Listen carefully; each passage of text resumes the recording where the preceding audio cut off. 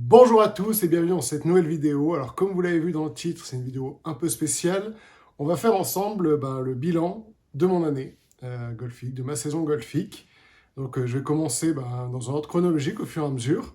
Et donc voilà, on va remonter un peu cette année depuis, on va dire, avril 2022 à aujourd'hui, on est en octobre. En tout cas, avant de commencer, n'hésitez pas à laisser un j'aime à cette vidéo, à me mettre en commentaire un peu comment s'est passée votre saison, quel bilan vous en tirez. Ça m'intéresse de savoir un peu si vous avez atteint vos objectifs ou pas. Et puis comme ça, on pourra échanger en commentaire ensemble sur ce sujet-là. Et puis sachez que ça aide aussi à référencer un peu mieux la chaîne, les vidéos. Et donc ça me pousse à continuer à créer du contenu. Allez, c'est parti. On va commencer donc la saison avec déjà 2 déconvenus. Ça avait commencé tout simplement en début d'année. Je m'étais dit, cette année, ça va être l'année des Grands Prix. Je vais essayer d'en faire un maximum. Et donc je m'étais inscrit au Grand Prix de Charmeil. Un parcours que je connais plutôt bien, que j'aime beaucoup.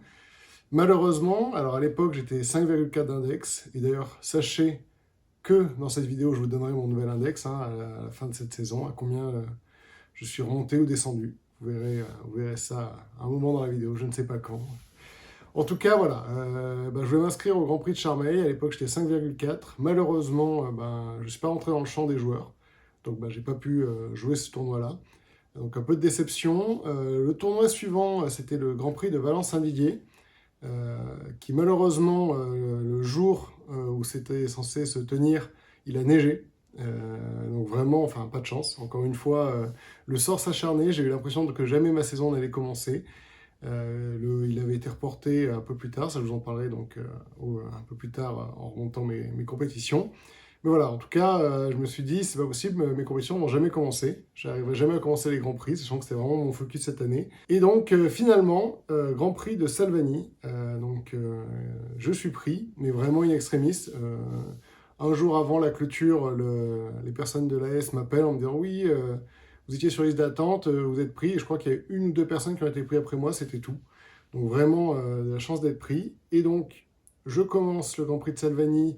Alors, si je regarde mes résultats, il me semble pas terrible. Je crois que j'avais joué plus 9 et plus 12, ou plus 9 et plus 13, quelque chose comme ça. Donc bon, pas exceptionnel. Et vous verrez, ça va être un peu la remarque cette saison, ça va être un peu du dents de scie. C'est-à-dire qu'en fait, je vais avoir des très bonnes parties, et à côté des parties mais catastrophiques. Sans trop savoir pourquoi, qu'est-ce qui se dérègle dans mon swing, qu'est-ce qui m'arrive, mais voilà. Donc ça, on en parlera un peu plus tard, mais donc voilà. Grand Prix de Salvani, avec une carte de plus 9, qui je crois à l'époque, vu que le parcours est assez dur, était rentré dans mes cartes pour l'index. Et d'ailleurs, si je regarde, j'étais descendu à 5,3 alors que j'étais 5,4. Vous voyez. Et à la fin, ouais, donc c'est ça, à la fin du Grand Prix, j'étais descendu 5,3. Ensuite, il y a le Grand Prix du Clou, qui est le club dans lequel je suis membre des équipes. D'ailleurs, vous verrez dans cette vidéo, je vais vous parler un peu aussi de mon année en équipe, parce qu'on a eu pas mal d'événements, et donc c'est assez sympa de faire un petit point avec vous sur comment ça se passe, mon intégration dans une équipe de golf. Donc en gros, Grand Prix du Clou, je commence à un plus 12 de mémoire. Pareil, alors à l'époque c'était Alice qui m'avait quadrillé le premier tour. Je commence plutôt très bien le Grand Prix, je suis dans le par après 5. Et au 6, en fait, quelque chose se dérègle, je prends qu'un tube bogey sur un par 5, où normalement c'est plutôt un trou, on va chercher le birdie. Donc après voilà, tout se dérègle un petit peu, la partie ne va pas comme il faut. Plus 12. Autant vous dire que mes chances d'aller chercher une étoile sont réduites à 0. Mais bon, du coup, le lendemain, j'arrive sans pression, en me disant essayer d'envoyer la meilleure carte possible. Et là, je vais faire effectivement ma meilleure carte de la saison, à ce moment-là, qui est un plus 2. Donc vraiment une très belle carte, très heureux de cette carte. En tenant les coups, c'était vraiment, à ce moment-là, ma plus belle partie de ma vie.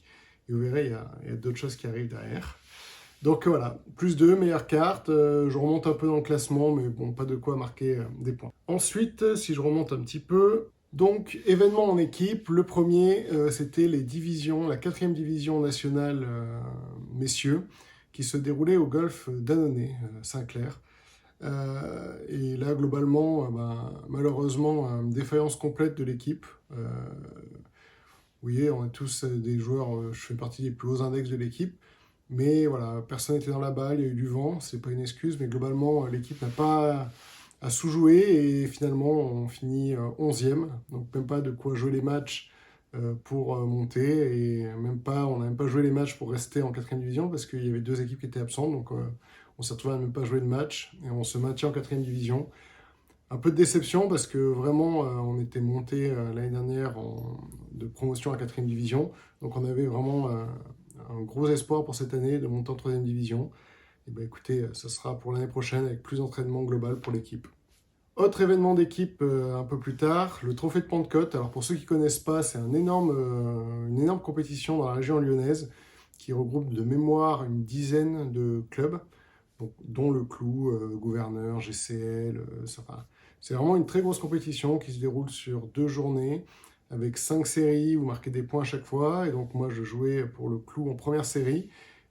Ça se passait cette année sur le golf club du Gouverneur, au club du Gouverneur, sur le Breuil, un parcours que j'aime bien parce que j'avais fait des bonnes cartes l'année dernière. Et là cette année je joue plus 5, qui fait partie des bonnes cartes de cette journée-là dans les premières séries. Donc assez content.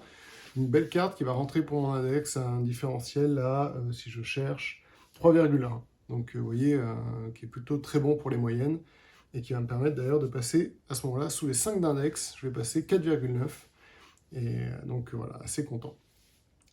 Ensuite, le Grand Prix de Valence-Saint-Didier qui va commencer, finalement qui a été donc reporté en juin au lieu d'être en avril, je crois. Encore une fois, vous voyez, début de saison compliqué, j'en vois plus 11 et plus 11.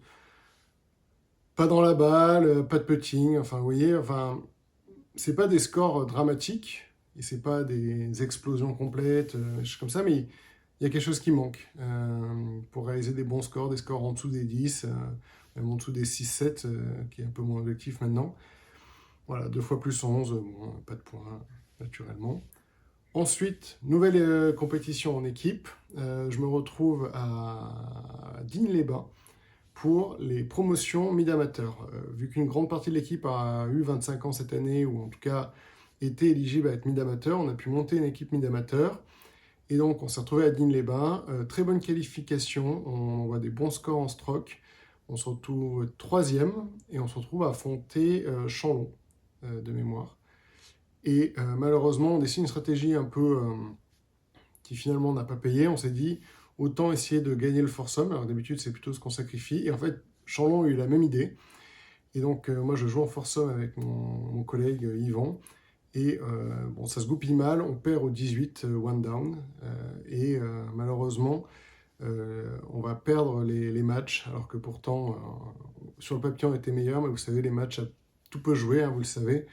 Et donc malheureusement, on ne va pas monter en quatrième division, donc il faudra retenter l'année prochaine de monter en quatrième division mid-amateur.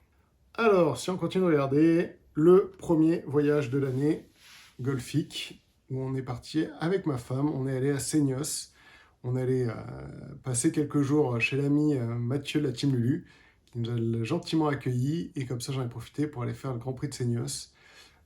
Encore une fois, très bon début de partie. Je passe l'aller à plus 3. Donc je me dis, bon, le parcours est très dur, c'est le moment de tenir, machin. À l'époque, je m'étais blessé au poignet lors de la reconnaissance. J'avais mal, mais ça tenait. Et puis au 10, je prends quadruple bogey. Au 11, je crois que je fais par. Au 12, bogey. Et au 13, il me semble que c'est le long par 4, je prends quintuple bogey. Voilà, donc une carte horrible à plus 18, je crois, ou plus 19. Donc bon, pas grand chose à en tirer de cette partie. Je ne pourrais malheureusement pas jouer le deuxième tour pour des raisons personnelles que je ne souhaite pas évoquer sur YouTube, mais en tout cas, j'ai pas pu jouer le deuxième tour. Mais bon, voilà, donc un beau déplacement, j'ai adoré le parcours, c'était vraiment une belle expérience de se déplacer comme ça pour un Grand Prix. Malheureusement, bah, ça n'a pas payé. Ensuite, si je regarde un petit peu, Grand Prix de la Bresse, pareil, très mauvaise carte. Pas dans la balle, encore une fois. Vraiment, vous voyez, c'est une saison où à des moments, j'étais dans la balle, ça allait très bien, et à d'autres moments, enfin, très frustrant. C'est-à-dire que si on prend ma saison entière sur les Grands Prix, en enlevant quelques trous, c'est-à-dire en ne jouant pas sur 18 trous, en jouant peut-être sur 16 trous ou 15 trous, j'aurais vraiment des très très bonnes cartes. C'est-à-dire qu'en fait, contrairement aux autres années où le jeu était moyen bon partout, là cette année le jeu était excellent à certains moments, mais terrible à d'autres, sur certains trous, et donc je me retrouvais à prendre des triples, quadruples, voire quintuples bogey, j'en ai pris 2 cette saison. Et donc c'est assez terrible parce que la carte est explosée en stroke play, et puis il n'y a plus grand chose à faire, quoi. Donc voilà, un peu déçu par ça. Ensuite, la YouTuber Cup. On vous a rencontré avec les potes YouTubeurs au golf de Montgriffon. Très sympa, j'espère que vous avez aimé cette édition de la YouTuber Cup. Moi, j'ai vraiment adoré, même si malheureusement le parcours était un peu grillé, comme partout. D'ailleurs, ça me fait penser cette saison marquée par justement la sécheresse, des fairways cramés, des greens souvent aussi un peu en difficulté, hein, face à cette sécheresse importante, des actions menées par des groupes écologistes où ils détruisent des greens. Donc vraiment une année un peu bizarre pour le golf, mais bon, écoutez, j'espère que l'année prochaine ça ira mieux. On enchaîne derrière par ma plus belle carte de la saison en Grand Prix, mais surtout avec un événement précédent 10 jours avant.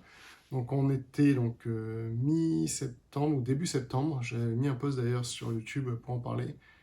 C'est, comme quoi vous voyez, des fois le golf c'est un peu dingue, ma première carte sous le par. Alors c'était en partie amicale, c'était au clou. J'ai joué -1, donc première fois que je battais un parcours. Sachant qu'en plus, j'avais pas l'impression de très bien jouer au début, et finalement, ça s'est tout bien goupillé.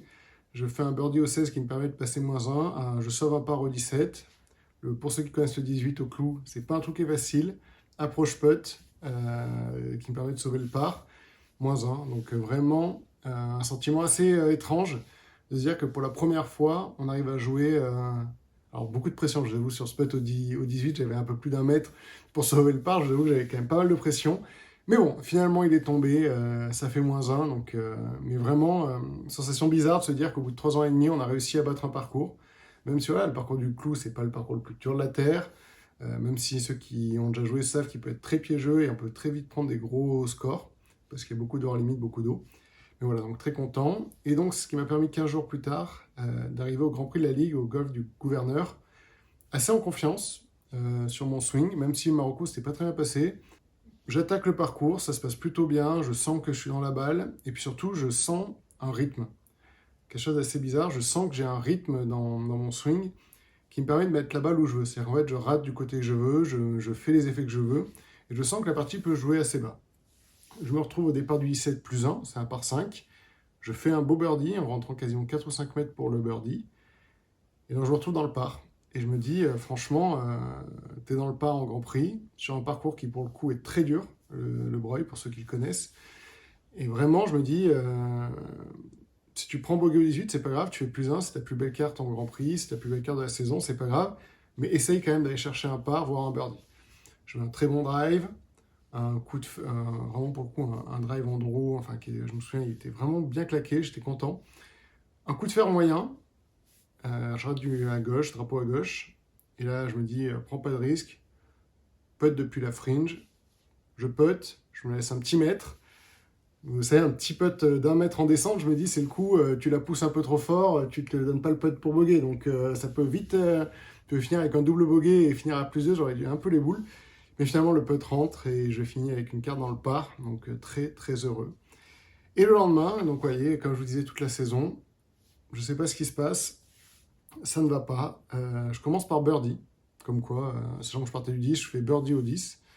Plutôt bien, donc je me dis, bon, écoutez, le rythme est encore là. Et au 11, je me souviens très bien, je me mets à l'adresse, j'étais confiant, et je sens un truc sur mon pied, donc je me décale, je refais pas une routine complète, et là j'envoie une espèce de push fade énorme avec un coup de fer 6, c'est un par 3, et je me retrouve dans une situation compliquée, je prends double bogey, et en fait à ce moment-là, quelque chose se dérègle, et je vais envoyer +19. Je sais pas si vous vous rendez compte, c'est-à-dire que je suis passé de dans le par à +19. Je pense qu'en termes d'écart, il y a un peu qui ont réussi à faire ça. Je ne sais pas si vous avez déjà réussi, mais entre 2 tours de stroke play, on envoyé 19 coups d'écart. Donc ça, bon, ça m'a fait rire parce que je me suis dit, j'avais pas assez joué au golf la veille. Donc voilà, comme quoi finalement, j'avais voulu jouer un peu plus au golf le lendemain. Donc en plus, en jouant +19, c'est un 3 tours, je ne passais pas le cut, j'avais raté le cut. Mais bon, finalement, pas de regret, le tour a été annulé parce qu'il y avait trop de pluie et de vent, donc bon, je n'avais pas eu à me lever pour rien. On finit les Grands Prix pour la saison avec le Grand Prix du Rhône à Chassieux.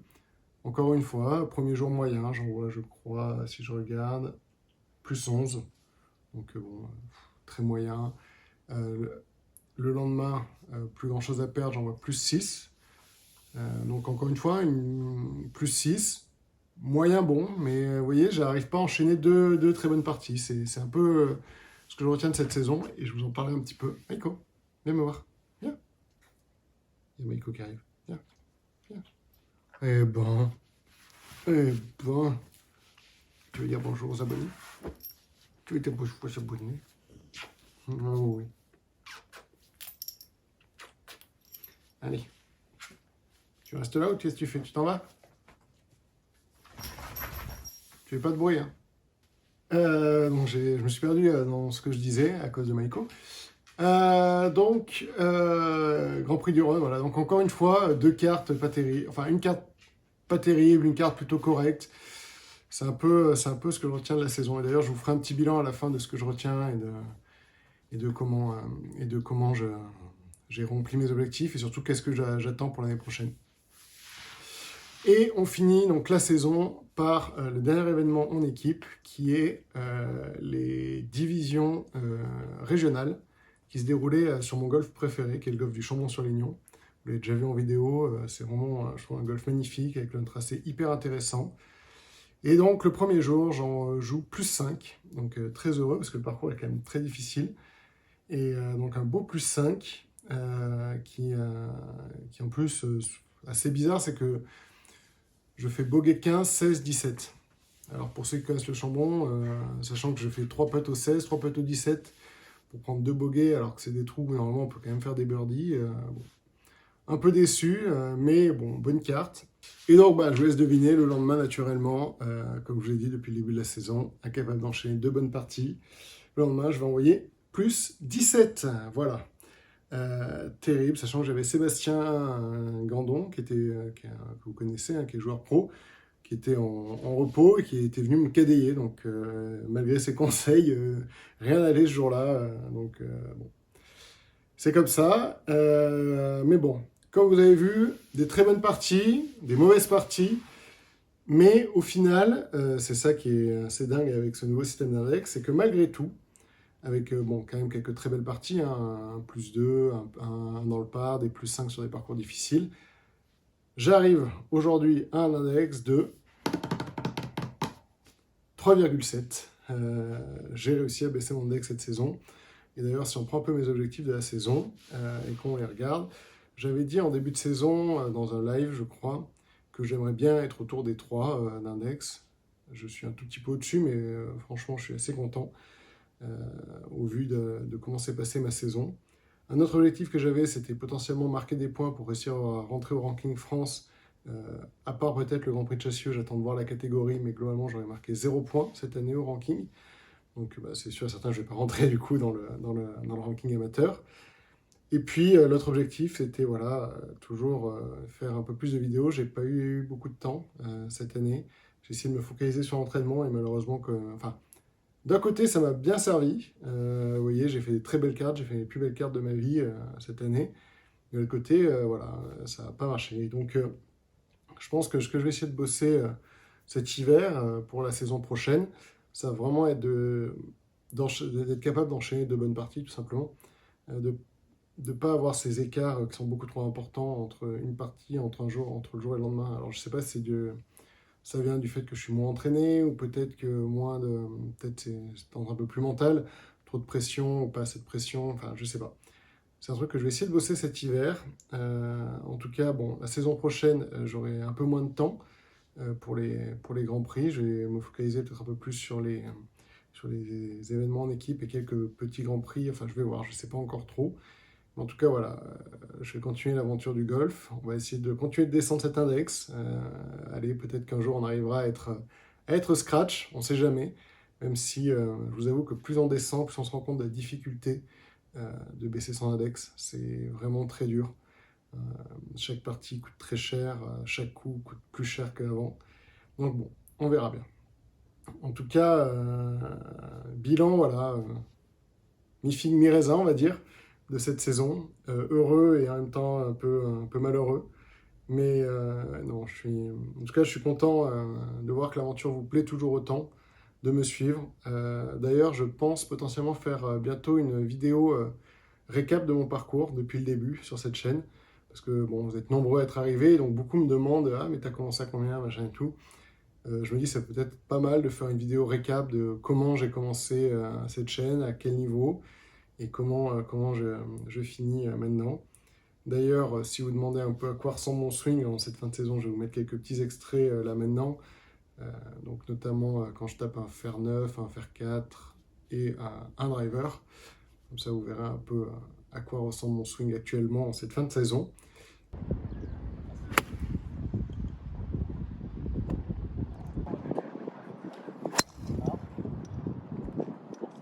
Et puis voilà, écoutez, en tout cas, dites-moi un peu en commentaire comment s'est passée votre saison, si vous en êtes satisfait ou non. Ce que vous pensez de ma saison, est-ce que vous pensez qu'elle est plutôt réussie ou pas? Et puis en tout cas, nous on se retrouve dans une prochaine vidéo. J'espère que le contenu vous plaît, même si c'est une vidéo un peu différente de d'habitude. En tout cas, bah, à la prochaine. Pensez à laisser un j'aime, à vous abonner. Et puis nous on se retrouve dans une prochaine vidéo. Ciao les amis.